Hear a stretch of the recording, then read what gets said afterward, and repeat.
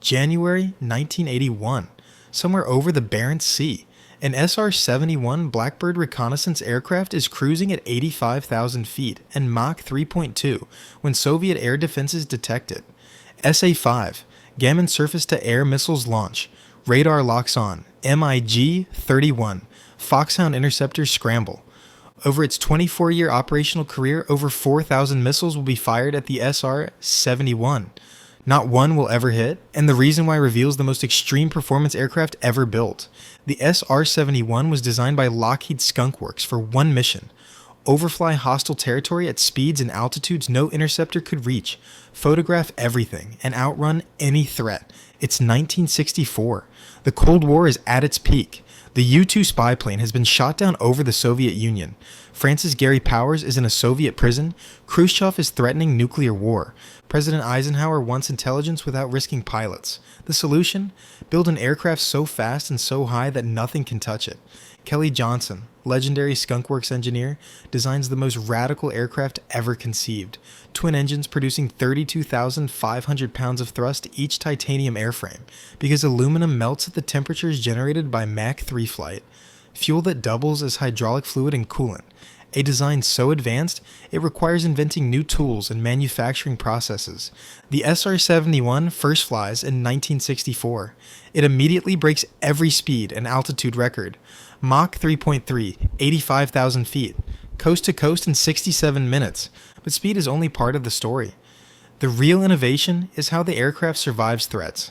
Soviet air defense philosophy is simple.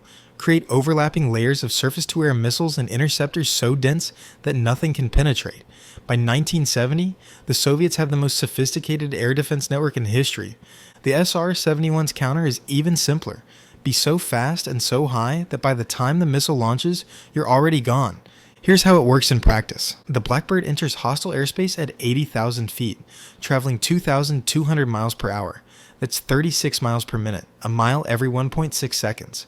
Soviet early warning radar picks up the track. Alert orders go out. SA-5 sites go active, their radars searching for the target. The SR-71's defensive systems officer, sitting in the back seat, sees the radars light up on his display. Threat warning. Multiple SA-5 sites tracking. The SA-5 Gammon is the Soviets' premier high-altitude missile. Maximum range, 155 miles. Maximum altitude, 100,000 feet. It's specifically designed to kill aircraft like the SR-71, but it has one weakness: time. From radar lock to missile impact takes approximately 90 seconds. That's detection, fire control solution, launch, boost phase, mid-course guidance, terminal homing. In 90 seconds, the SR-71 travels 54 miles. The missile launches. The crew knows because the radar warning receiver goes from tracking mode to launch mode. The distinctive tone changes. The pilot doesn't evade, doesn't turn, just advances the throttle slightly and accelerates. The SR-71 isn't actually at maximum speed during cruise. The throttles are at 85% to conserve fuel. When threatened, the pilot pushes them forward. The engines spool up. The aircraft accelerates from Mach 3.2 to Mach 3.3, then 3.4. The missile is now chasing a target that's accelerating away from it faster than the missile can close. The SA-5 has a maximum speed of Mach 4, but that's only sustainable for seconds at high altitude. The missile bleeds energy fighting air resistance and gravity. The SR-71 is already at terminal velocity for its altitude. It can maintain Mach 3+ for hours. The missile runs out of energy, falls back, detonates harmlessly miles behind the aircraft. The crew logs the event. Missile launch, SA-5, successful evasion. It's routine. Over the Barents Sea in 1981, this exact scenario plays out. Multiple SA-5 launches. The pilot accelerates. The missiles fall short, but the Soviets aren't giving up. They've developed a new interceptor specifically to kill the SR-71, the MiG-31 Foxhound. Twin engines, Mach 2.8 capable, long-range R-33 missiles, powerful radar. It's designed to climb to 70,000 feet, lock onto the Blackbird from below and fire missiles upward into its flight path. Two MiG-31s scramble from a northern airbase. They climb through 40,000 feet, accelerating hard, trying to get into position before the SR-71 crosses their patrol sector. The Blackbird's defensive systems officer sees them on radar. Two fast movers, climbing rapidly, bearing 270 degrees. The pilot checks his navigation. The SR-71 is on course, on speed, crossing the MiG's patrol area in 4 minutes. The MiGs reach 60,000 feet, still climbing. They're at Mach 2.5, the edge of their performance envelope at this altitude. The SR-71 is 15,000 feet above them, traveling 700 miles per hour faster. The MiGs launch on R-33 missiles. Fire control radar locks on. The missiles boost upward, trying to intercept the Blackbird's flight path. The SR-71 pilot doesn't even adjust course. The missiles can't reach 85,000 feet before running out of energy. They detonate below the aircraft, fragmentation pattern dissipating harmlessly in the thin air. The MiGs try to follow. They pull nose up, trying to maintain their climb. At 67,000 feet, both engines flame out. Not enough oxygen at that altitude to sustain combustion. The MiGs fall away, pilots restarting engines, diving back to thicker air. The SR-71 continues on course. The crew logs another successful evasion. This happens constantly throughout the Cold War. The Soviets fire missiles, scramble interceptors, try everything to bring down a Blackbird. They never succeed. Over 4,000 missiles fired. 0 hits. Here's why. The SR-71 operates in a performance regime where physics is on its side. At 85,000 feet, the air is so thin that missiles can barely maneuver.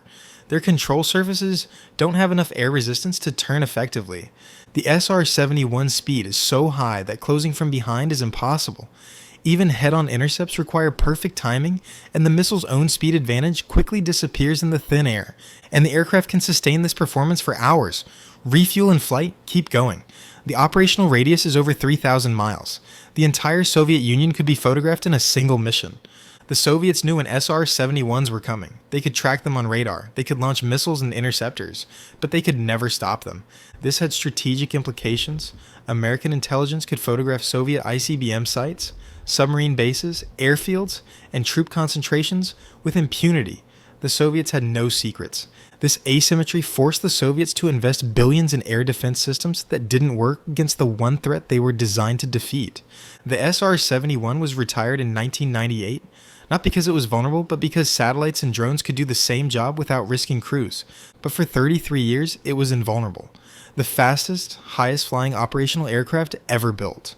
Major Brian Schul, SR-71 pilot, tells a story about a mission over Libya in 1986. Gaddafi's air defenses launched multiple SA-5 missiles. Schul's defensive systems officer counted 6 launches. Schul's response: "I pushed the throttles forward until they stopped. We accelerated to Mach 3.5. The missiles never got close." After landing, the ground crew found that the engine inlet temperatures had exceeded design limits. The titanium skin had slight heat damage. Schul's comment: "The Blackbird told us it had more to give. We just weren't brave enough to ask for it." The SR-71 still holds the speed record for air-breathing aircraft. Mach 3.3 sustained, with documented brief accelerations to Mach 3.5 plus. No aircraft has matched it in 45 years. Because sometimes the best defense isn't armor or stealth or countermeasures. Sometimes it's just being faster than everything trying to kill you.